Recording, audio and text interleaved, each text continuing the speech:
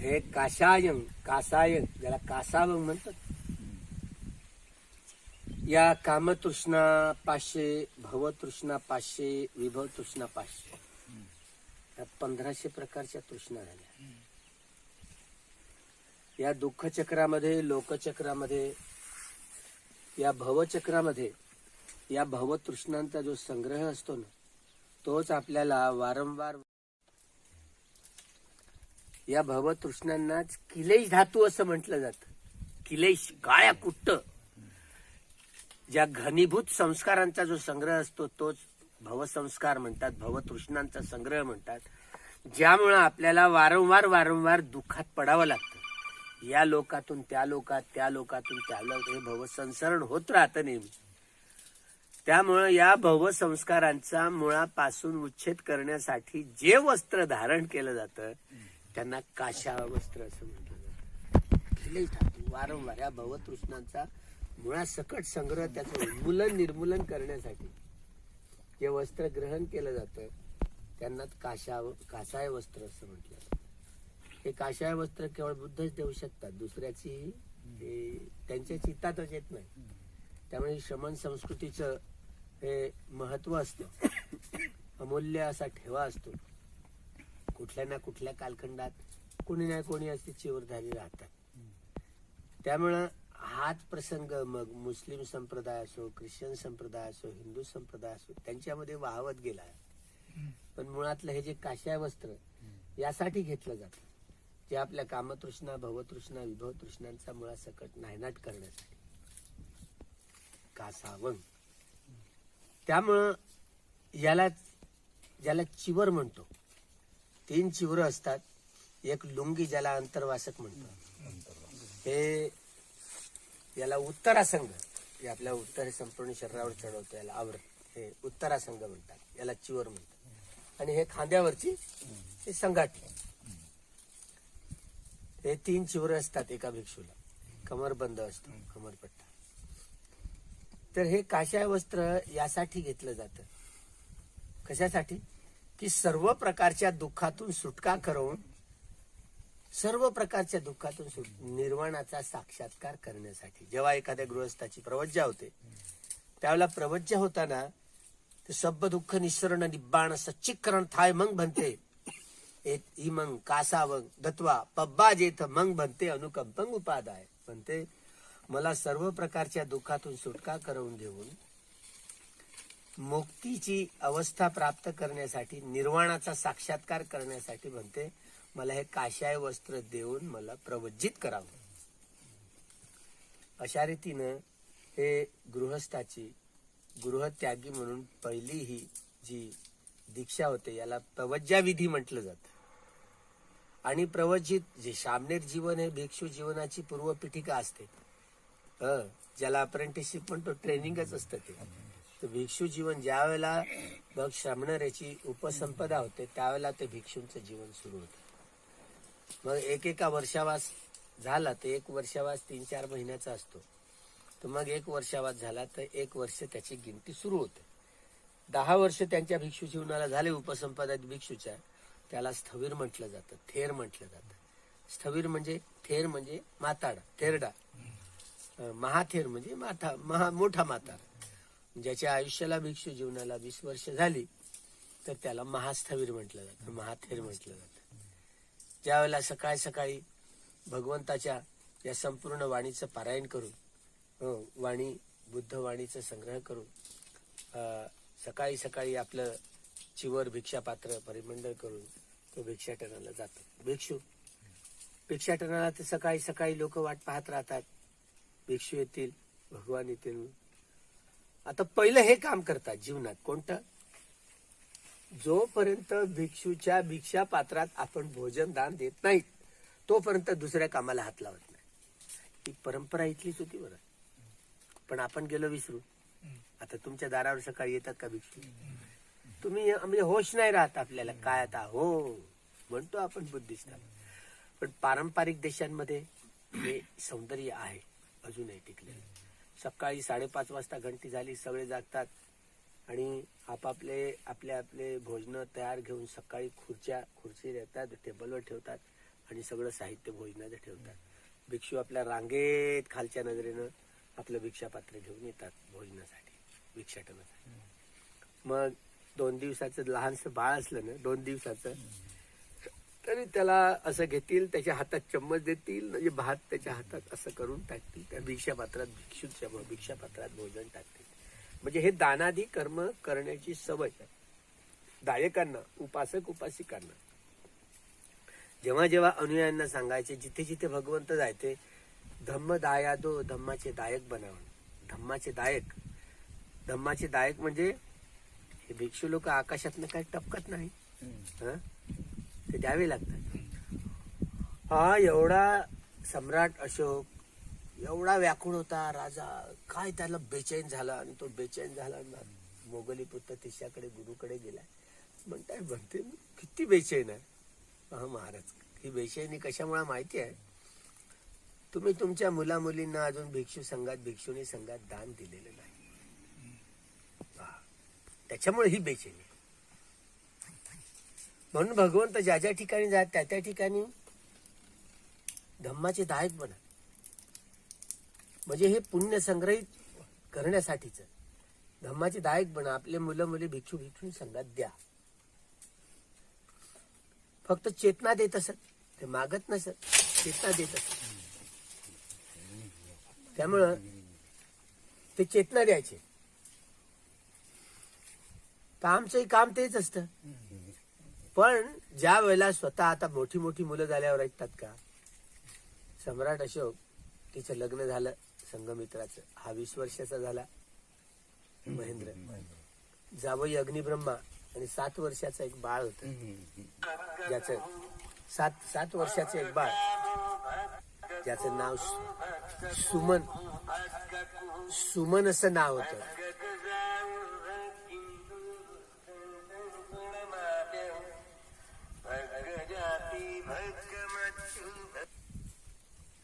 सुमन नावाचं बाळ. अशा रीतीनं मुलगा, मुलगी, जावई आणि नातू चौघांना दान देऊन टाकलं. लंकेला गेले, सगळे अर्हत झाले, मुक्त झाले, मुक्त झाले. त्यामुळं हा वारसा आहे. सकाळी उठल्याबरोबर भिक्षाटन करण्यासाठी भिक्षू संघ येईल, नजरेनं पाहत सगळे सकाळी. हे काम केल्याशिवाय दुसऱ्या कामाला हात लावायचे नाही. भिक्षापात्रात भोजन टाकलं, आशीर्वाद घेतला, चालते. जोपर्यंत नजर पुरत येत तोपर्यंत त्या चिवराकडे बघत राहायचे. आता चिवराकडे बघून काय होतं? चिवराकडे जोपर्यंत नजर पुरते तोपर्यंत चिवराकडे बघ. कसा अभंग! म्हणजे हे वस्त्र बुद्ध वंशातलं वस्त्र आहे. आम्ही जसं ज्या परिवारातून आलो ते परिवाराचं नाव गाव सगळं भुलून गेलो. आता बुद्ध वंशात आल्यावर, त्यामुळे हा बुद्धांचा वंश आहे. त्यामुळे हा संघ आहे. ज्या संघामध्ये ज्या वेळेला काशाय वस्त्रधारी गृहत्यागी होतो, तो गृहत्यागी हा बुद्धाच्या संघाचा असतो. त्यामुळं दानादी कर्म करून जे काही पुण्य संग्रहित केलं जातं, जे काही पुण्य संग्रहित केलं जातं, तर काशाय वस्त्र आहे म्हणून देता तुम्ही, नाहीतर भिकाऱ्याला 10 पैसे टाकता. समजलं? त्यामुळे भिकाऱ्याला भीक देता. आमच्या भिक्षा पात्रातलं भोजन उरलं ना, तर एखाद्या भिकाऱ्याला दिलं तर दोष होते आमचा, देता येत नाही. का बरं दोष होत असेल? आमचं भोजन उष्ट भोजन नाही पचवू शकत ते. समजलं? तुमच्याच घरचं भोजन, तुम्ही ज्या चवीनं भोजन खाता, आणि आम्ही भिक्षाटनाला आलो तुमच्या घरी, तेच भोजन फक्त आमच्या भिक्षापात्रात पडू द्या, त्याची चव बदलते. हे चव कशी बदलत असेल? तुमचंच भोजन, तुमच्या घरी पकवलेलं, तुमच्या घरचं भोजन आणि आमच्या भिक्षापात्रात पडल्यावर ते भिक्षापात्रातलं भोजन, त्याची चव बदलली. हे कशी बदलत असेल? काय शिजवायला घेतो, कोणी जर शिजवायला जातं त्याच्यात कोणी माल मसाला टाकतं नाही. ते याला ओजस म्हणतात. ओजस जे सूक्ष्म आहार असतो जे जे पुण्यवान लोक असतात अशा वेळेला सूक्ष्म आहार, जो ओजस आहार, अदृश्य शक्ती असतात त्या टाकत असतात, त्यात वेगळी चव भरत असते. भाजी नाही मिळाली ना, नुसतं पाणी टाकून त्यात असं खाल्लं ना, आता कधी मिळते कधी नाही मिळत, तरी त्याची चव वेगळीच लागते तुमच्या तडक्यापेक्षा.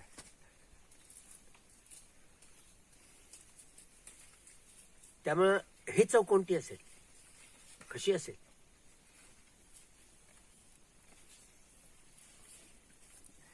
आहे भोजनच. त्यामुळे हा जो सकस आहार म्हणतो ना आपण, सकस आहार, तो ओजस आहारातनं प्राप्त होत असतो.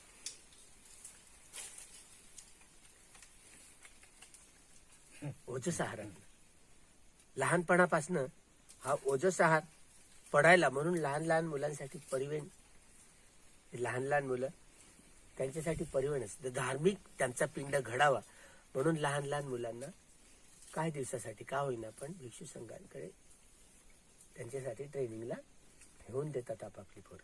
ती पारंपरिक देशामध्ये ही सवय आहे. आपण जसं दुकानातून कपडा खरेदून चिवर शिवतो, आपल्याला वाटतं कपडाच आहे. तुम्ही तुमच्या कपड्याची जशी हिफाजत करताय, या कपड्याला कोणी पुसते का? कोणी पुसतं? एक म्हातारा भिक्षू, तो कोणाची सेवा करत नव्हता, कुणाची सेवा करत नव्हता. तर अशी वेळ आली त्याच्यावर, त्याचा आता तो म्हातारा झाला, त्याची सेवा करायला कोणी येत नाही, कोणी एक शामनेर येत नाही, कोणी भिक्षू येत नाही. आता काय करणार? तर शेवटी राजा प्रसन्नजित पाहतो, या भिक्षूची व्यवस्था काही ठीक नाही होत. तो निहाळून पाहतो आणि एका वरठ्याला सांगतो, असं कर. तो तेव्हा म्हणते, कधी कधी तिथेच संडास करतो, तिथेच मलमूत्र, एवढी अवस्था. त्या वरठ्याला सांगितलं, बाबा तू असं कर. म्हणते, एक दोन दिवसांनी रोज चिवर तू नेत जा, चिवर धुवून आणत जा.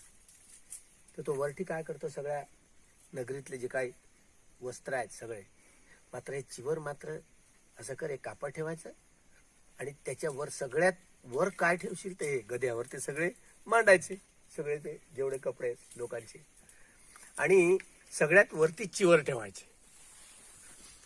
सकाळी सकाळी आपल्या रथावर सहल करायला नदीकडे निघायचा, तो वरठी दिसायचा, रस्त्यात मिळायचा. ते चिवर त्या गधेच्या अंगावर होत. हे थांब रे बाबा म्हणे.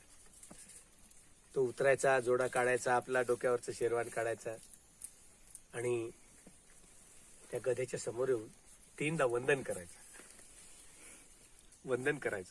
थांब रे बाबा, आणि वंदन करून पुन्हा रथात बसून जायचं. हा नित्यनेम सुरू झाला.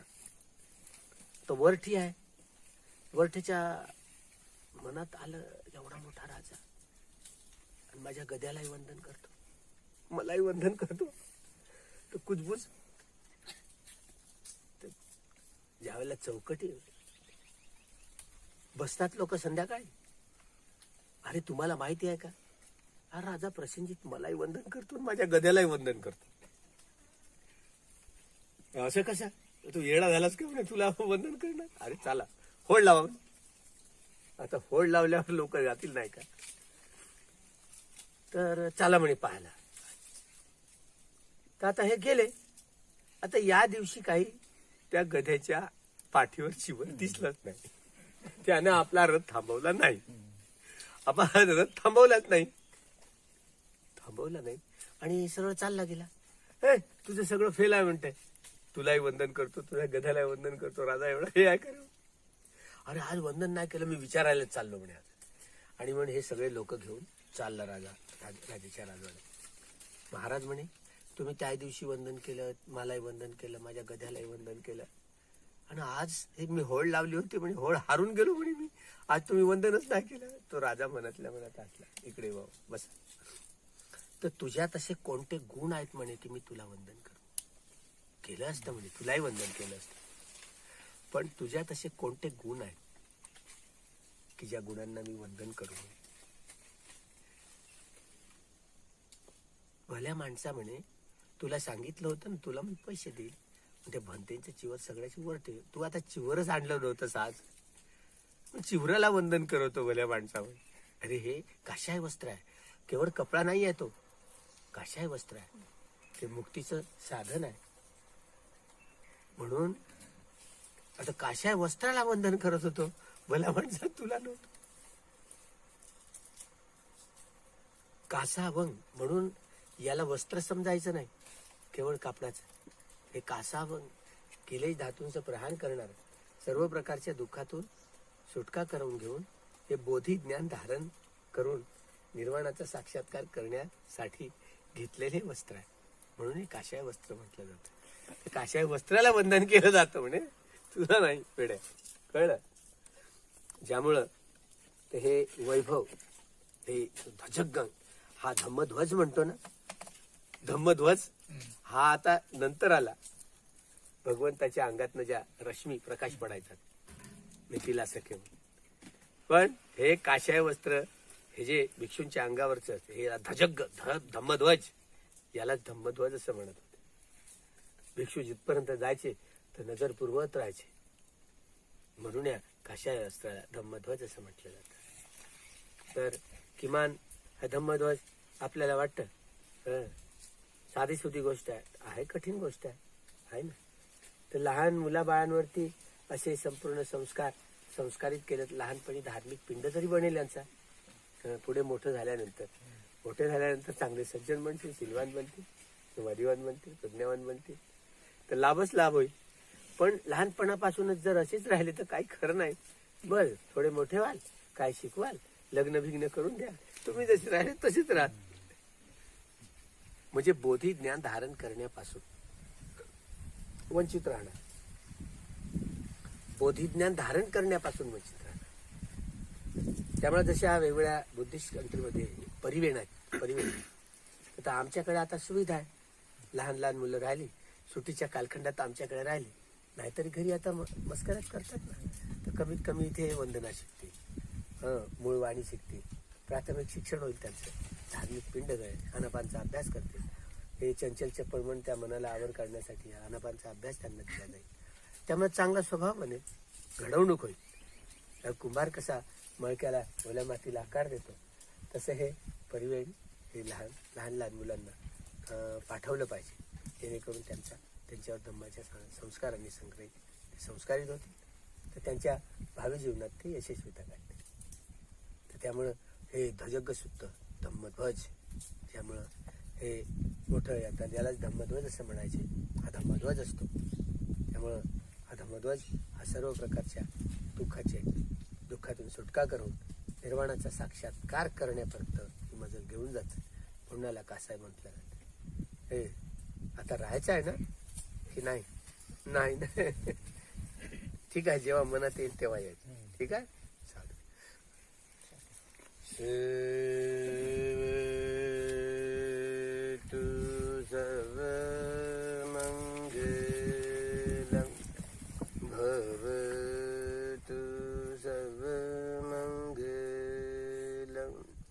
भवतु सर्वमंगलम्.